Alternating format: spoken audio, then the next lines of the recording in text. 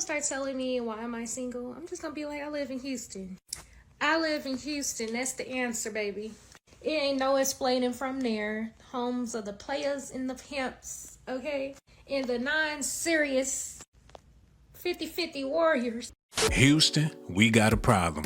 There's a whole bunch of undateable women in the H-Town. They don't want you to take them to the Cheesecake Factory. Everything a brother do is wrong. It's a whole bunch of single women and single mothers out here that ain't gonna have no man no time soon. It's a lot of brothers that want to smash, but they ain't trying to walk them down the aisle though. We about to talk about all this news, but before we do that, I need y'all to do me a favor. Hit that like button, subscribe to the channel. I'm so sick out here. This man just literally told me, what? I do want to date you.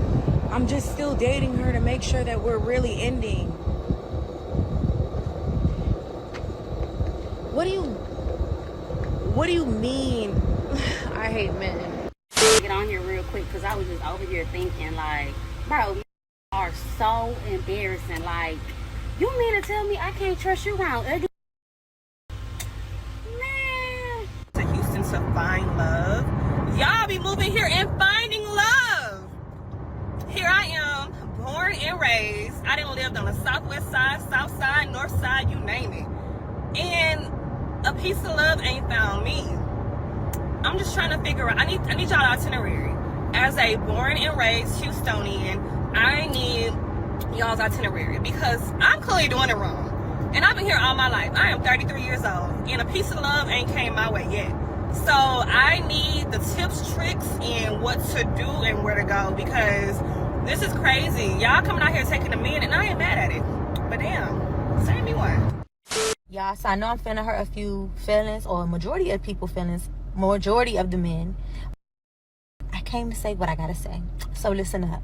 I don't like nothing about these men in Houston. Not a damn thing. I don't like dating them. I don't like talking to them. I don't like pretending to be impressed by any type of conversation. Like, I do not like talking to them. The first thing I ask a person when we talk, where you from? They say Houston. I don't even care. I don't even hide it. I give them this look because, baby, whew, these men are different here. And this is not hate. This is simply observation. It's me collecting my experiences and adding up the patterns, calling the energy exactly what it is. So the men are spoiled. They are entitled. They are lazy. They are emotionally limp, are spiritually unavailable. And their audacity is through the roof. It's giving, I want you to act like a wife while I treat you like a roommate.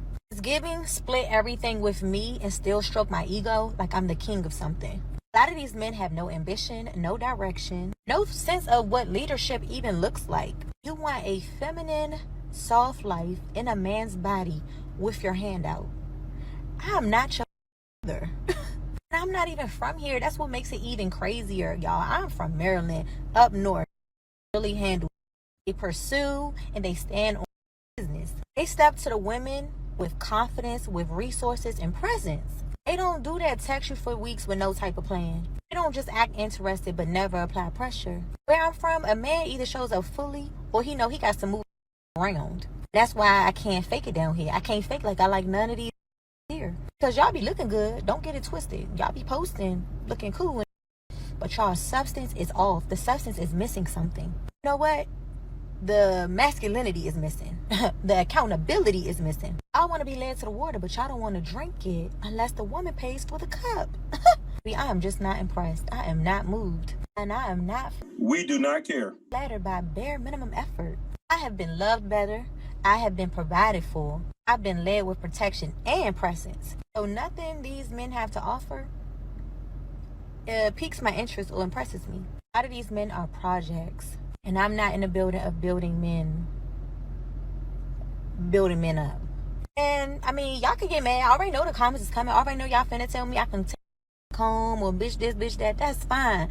I said what I said. I'm not going to change what I said. Because I've definitely experienced better.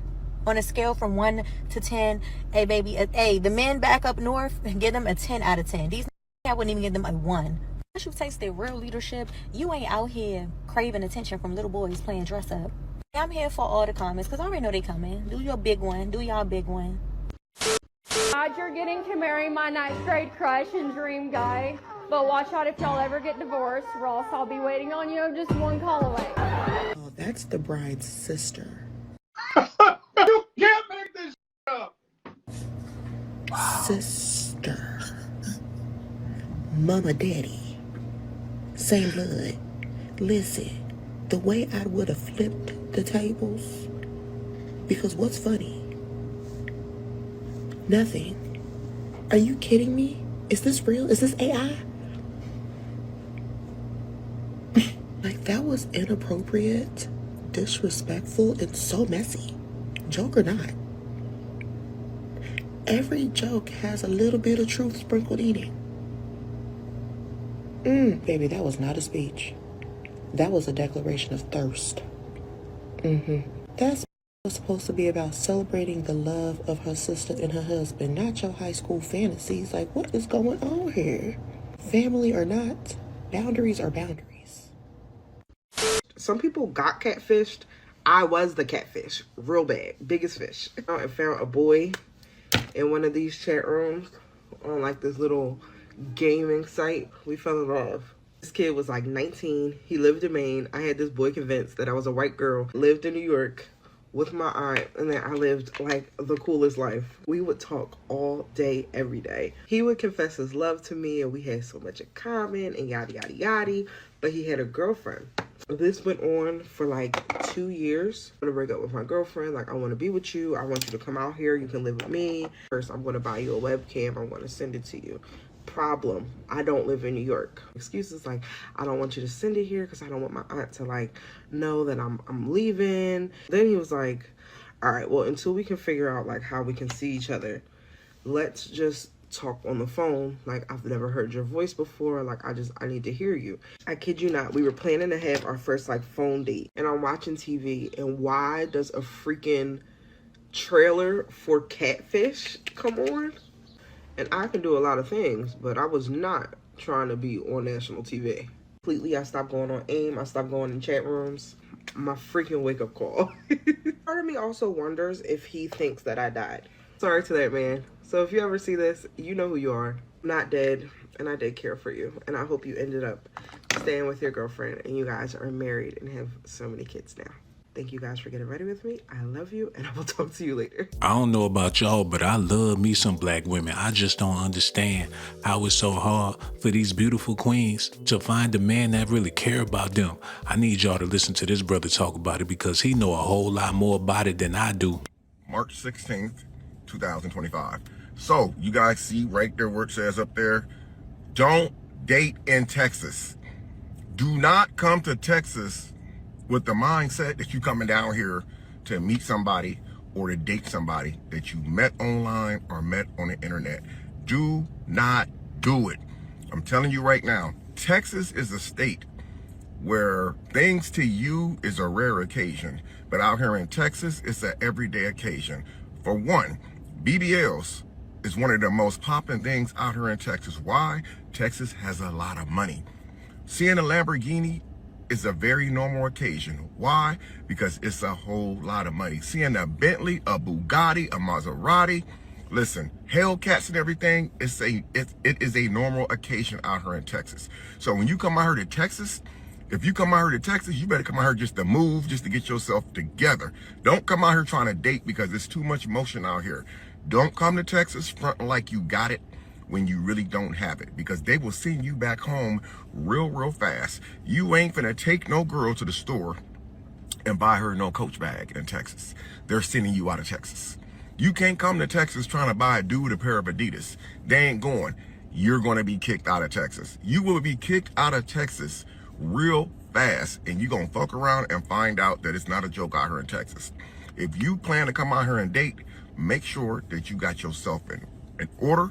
Make sure that you got your finances in order, because when you move to Texas, you gonna be spending some money. I suggest you bring your girlfriend with you, or you bring your boyfriend with you, or if you married, bring your husband with you. Don't be coming out here talking about, oh, I'm finna start a whole new life in Texas. Nah, you gonna get broke messing around here in Texas. There ain't nothing but money down here. These people are used to seeing a lot of money. I'm not saying there's anything wrong with Texans. I love Texans. I've been here for 6 years, and I'm never moving back to Indiana. Though I love Indiana, but Texas has shown me something different, but it's also shown me this is not the place to come to be trying to date unless you seriously got some motion, because they gonna be pocket checking you. They gonna be pocket watching you. So if you moving out here to Texas, thinking that you finna date somebody, you better bring a whole lot of money, because there's a whole lot of scammers out here. There's a whole lot of people who will find out just how broke you are, and they will put you to the test. Some people out here from Texas, they be fronting like they got it, and they don't even really have it. But it's just the look that everybody has. Everybody look like they got motion. Everybody. So you got to make sure, if you're going to come out to Texas being fake, acting like you got it, make sure that you the best fake, not having it dude or female ever. Don't let them know, and don't let them see your cards, because if they do, you're out of here. Trust me. You're welcome. Since I've been here, I really have not made like no friends. Like if I don't already know you or we don't work together, like I don't talk to nobody. But I feel like there is a reason for this. Like Houston is different. So you can't make no actual friends out here. Or I'm sure you could, but it's very hard, and here's why. So if you try to make like, you know, girlfriends to like hang out or whatever, these girls want to be friends with other benefits when they're a little tipsy. I don't want to do that with you. 2, if you got a friend that's with a man, they gonna try to like make you a third party person in their intimate spaces in their house. I don't want to do that either.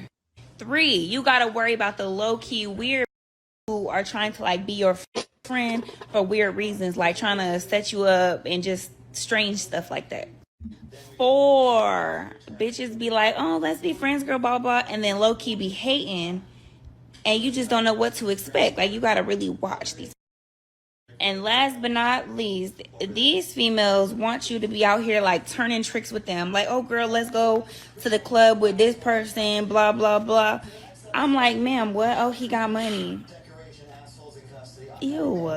Like, if that's the case, I just stick to being friends with just me and my kids.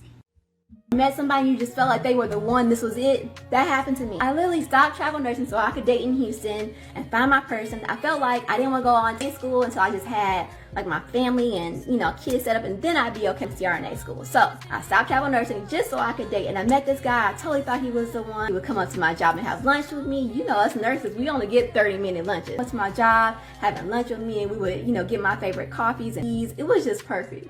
And so he was tall, dark, and handsome. Gosh, like, I can't even describe who he looks like. Like, almost like, he was just gorgeous. It's hard to put into words, but he was dreamy, right? Dark skin, beard, he was bald, but just so handsome, y'all. And I was just so excited that this handsome man was like excited to get to know me and be with me. So we had a ball all summer, like going to different dinners and rooftops, and we had a blast. Even after work, sometimes he would come pick me up from work. And I was like shocked that he would do that, because he stays in Richmond. If you know anything about Houston, that's 30 minutes outside of the city. He would come 30 minutes from his home to pick me up in the medical center and then take me to downtown Houston, which is basically 15 minutes away, just so I wouldn't have to ride the train. So I just felt so special with him doing all this, and then he just really invested emotionally in me and getting to know me on an emotional level and knowing me on a deeper level. And so many men don't do that. So I just felt like this connection was the best I've had in years, and I was just smitten with our connection and where we were going, and you couldn't tell me nothing. I was on cloud 9, and I knew this was my husband. Plus, he was a minister, and my dad is a minister. I'm a PK. So to know that I could talk to you about church, or he could share a sermon with me, and we could, you know, really get deep into the word, it was chef's kiss for me. And I don't let a lot of people meet my family. I let him, one day when we were doing lunch, when my family called, I actually answered so he could like see and meet my mom and sisters. Mm-hmm. And my sister was already calling him brother-in-law. Like, we were like 2 peas in a pod. So, fast forward, so we've been dating about 6 months, and his uncle had to go to a doctor's appointment. He was having a heart surgery, right? So he said when he went to go get his uncle, the left side of his body stopped working. He said he had to drag him by the other side that was working to his actual truck, right? So he said by the time they got to the doctor's office, the other side started working again, so he thought nothing of it. And so me being a nurse, especially an ICU nurse, I had to let him know, hey, you know, your uncle is probably having a TIA or a stroke. And so he was like, you know, I told my cousins what happened. I just leave it in their hands because, you know, that's who's the main provider. I said, you know, if you really love them like you say you do, I just want you to know, like, you can't just leave them like that. You can't just ignore it and, you know, leave it in their hands. They really need to go to the ER. And I sent them information about, you know, a stroke and TIA and the difference. And like I can understand if like, oh, you don't care about the person, but if you really love them like you say you do, you gotta have this addressed. And so my nursing brain like told them all of this, and maybe I should have minded my business, but I didn't.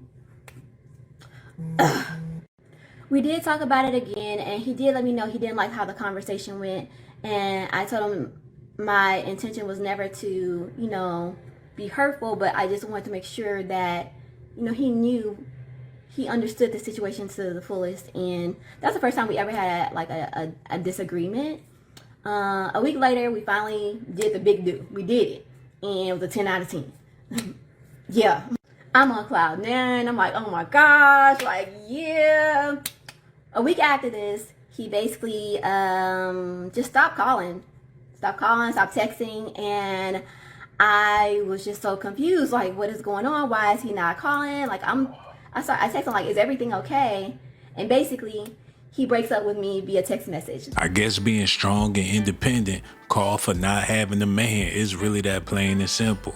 I ain't saying be weak and docile and ignorant, and that way you would be able to find a man. But hell, if you your own man, you don't need no man. There's a lot of men out here that's their own woman. Cook, clean, do everything for theyself. It's sort of like people ain't never gonna be satisfied, and you can't win for losing. You might as well just lock in and press like 2 times speed or something, because it might be long. It might be long. And y'all know I'm a great storyteller. So I'm in Miami, fresh off my cruise, and, you know, I stayed one more night in Miami, had a nice little time. Next morning or next afternoon, it's time for me to go back to Houston. Cool, I arrived to the airport. I ain't been to Miami in almost a decade, so what the hell? Didn't know that, didn't know that Terminal G and the G in that stood for ghetto, because I got to that terminal and I was shocked and appalled. It was hot, it was nasty, it was gross. So I said, you know what, I'm gonna go to Terminal E. I'm gonna go mind my business, I'm gonna go eat some food, right?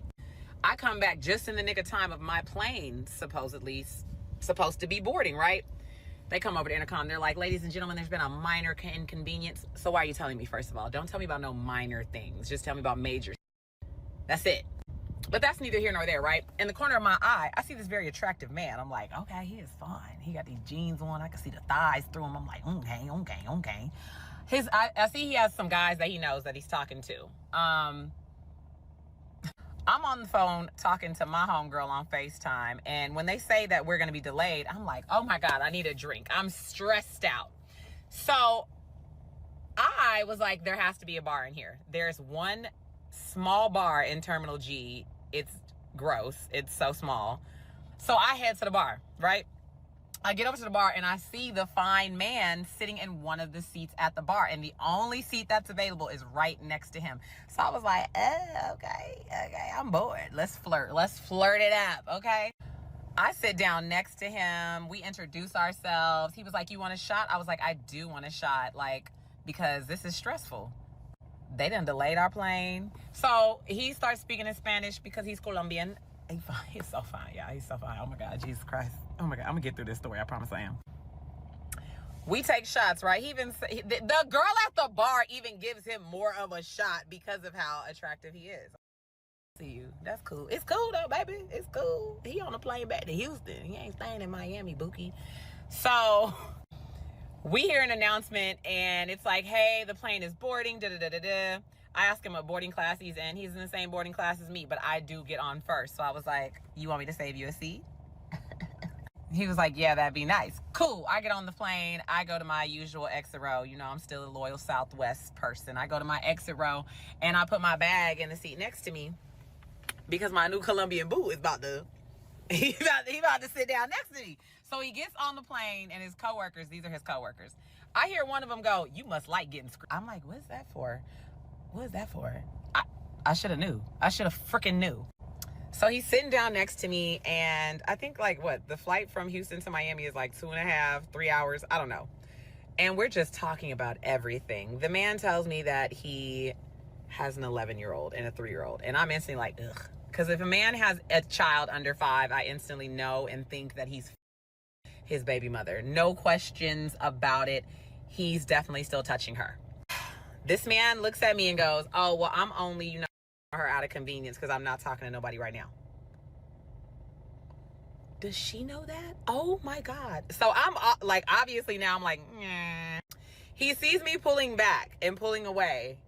And he's like, well, I was just honest with you. He starts to hold my hand on the plane. We're holding hands. We're holding hands on the plane. I don't know this man. He gives me a hat that he purchased. And he was like, yeah, you would look really good wearing this, maybe on our first date. Now you're love bombing me. And the thing about love bombing is that why would you not love bomb me? Like, oh my God, I'm awesome. Like, so I don't get the love bombing whenever, like, you didn't see the signs. No, because why the you just douse me with love and admiration? Duh. Listen, I told this man that I don't be touching men. I do not partake in the horizontal polka. I do not do that unless that is like my boyfriend. Cause like, I just am not with the casual freaky deaky. I'm so sorry, y'all. I can't. The amount of things that I know about everybody in this city alone in just Houston, I'm just grossed out. Now, that doesn't mean anything because y'all can still continue to be freaks of the week. I am just really grossed out by a lot of things right now. And the next time that I open the cave, I just need it to be of some sort of committal. I don't know, child. I just can't just be willy-nilly with the cooch, okay? And there's nothing wrong if you are. There's nothing wrong. But he's still trying to be like in the mix. Like he's still like, oh yeah, no, I really like you. Like, yeah, like you, oh my God, you're making me laugh. We're having a good time. He too is making me laugh. And he's fine. He's so fine. He was so freaking fine. Like, oh my God. I had an event to go to like at a bowling alley and I was like, do you want to pull up with me? Like we can go to the bowling alley. Like if you're not doing anything. He was like, oh yeah, I would like that. Cool. He was like, well, I'm gonna have to call my Uber just because I want to drop off my stuff or whatever at my house. And then, we can link up afterwards. That's fine. That's perfectly fine. We get off the plane and his coworkers are like walking with us. And he like has my arm interlocked at some point in time. And he's like helping me walk a little bit on the walkway, like helping me down the stairs or whatever. Cool. Like a gentleman should. So, mind you, remember, this man had told me that he has a 3-year-old, okay? We get right to baggage claim. Y'all know if you have ever gone to Hobby, you go down the escalator or the stairs, then you go up that hallway, and then it opens into the baggage claim. As soon as it opens into the baggage claim, there is a child running up to this man. Oh my God. I am almost shoulder to shoulder to him when it happens, and I instantly just veer off to the right. I'm like, because it hits me like that. I said, oh my God, this is his kid. And lo and behold, right behind him was a short little Mexican lady. He had told me that his baby mama was Mexican and she was 5'4". I said, oh my God, I put 2 and 2 together. I said, Jesus, what's happening right now? I'm in the Twilight Zone. This is not how I wanted to end my Miami escapade, my cruise, my vacation, my 36th birthday vacation. This is not how I wanted to end this. So now we're sitting in baggage claim and we're at the carousel that we're supposed to be at, right? That's where it say Miami right here, right?